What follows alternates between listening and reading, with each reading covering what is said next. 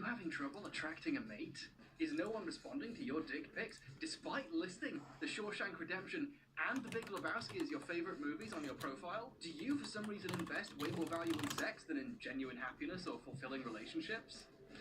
Yes, well, just one more question and then I can get you the help you need. Do you have any disposable income? Pickup artistry, or PUA, or as they call it, game, refers to the apparently lost secret technique of convincing people that sleeping with you is a good idea. How do you ask for a date? Wikipedia politely calls them the seduction community. Ugh.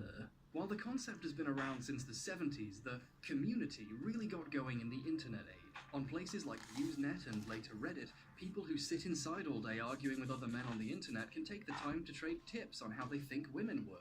And some people rose to the top to make careers from their writing through ad-supported websites or self-published books on Amazon.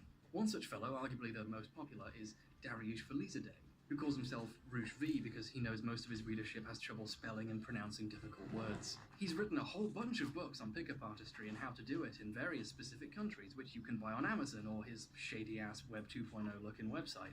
You know, if there's one thing I just love doing, it's paying other men to tell me what they think women think about stuff. That's way more mature than asking them. Let's read some of his breakout book. Bang, shall we? Why am I putting it in my mouth? That's stupid. Never tell a girl that she's beautiful or hot, because what that does is increase her value relative to yours. Not complimenting will help you, because you're withholding a reward that all women want, one that they will stick around waiting for. Do not discuss your feelings of emotion or attraction to her. Never tell a girl you like her or feel something for her. Only in movies will discussing your feelings ever get the desirable female. We use indirect game without compliments, where she's never completely sure about her feelings for her. You're not hiding anything. You're just being mysterious. I am Roosh V, Lord of Mysteries. It is an act whereby a man inserts a rod-shaped mass of tissue into a woman's lubricated cavity, also made of tissue. Don't be too concerned with sexual technique. Porn is my teacher. A man rubs his rod in and out, stimulating pleasure receptors until his brain decides on the right time to reject a genetic package. Since sex is supposed to be fun, don't take it too seriously by questioning whether you're doing things right. Worrying about her pleasure sacrifices your own. Pump slowly, getting slightly farther in with each pump and...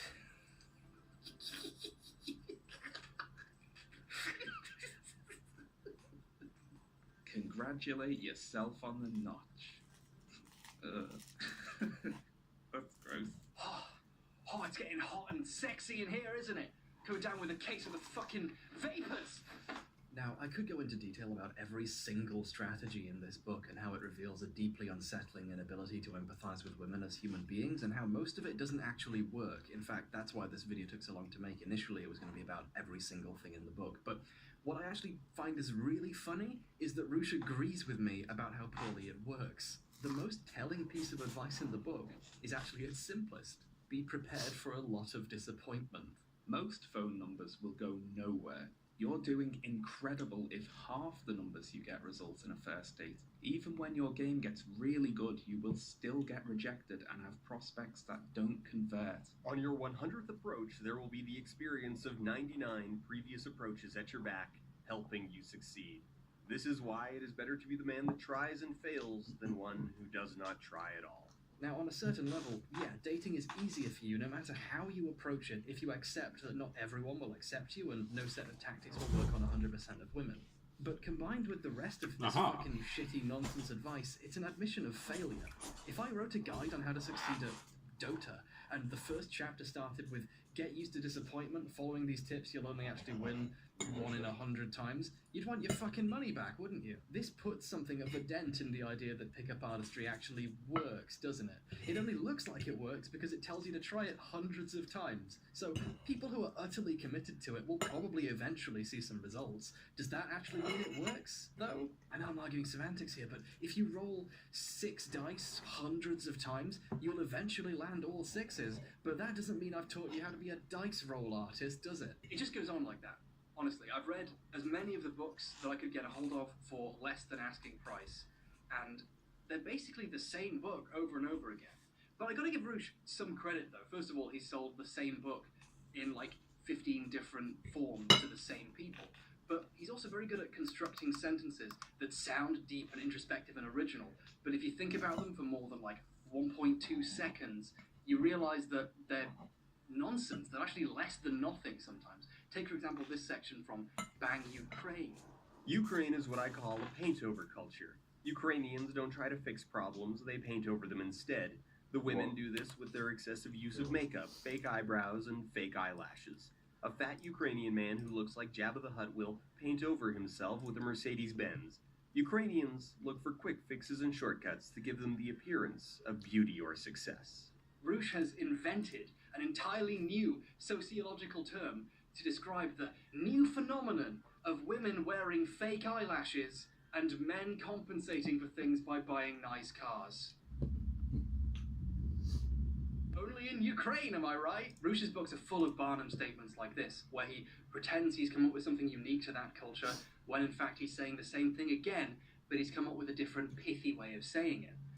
He's basically writing horoscopes, but for desperate and lonely people. He's basically writing horoscope. And if you're not the biggest fan of reading books, Roosh has also brought his masterful understanding of sociology to YouTube, where you can find him explaining how to approach women in bars using... You gotta do, it doesn't get easier than this. Just stand next to the girl that you want to talk to, wait until she gets her drink, then tap her on the shoulder with your hand 3 times after the transaction is complete, and then deliver your opening line. Look, I wanted this video to feature some of Roosh's best arguments so I could actually debunk them and explain why the idea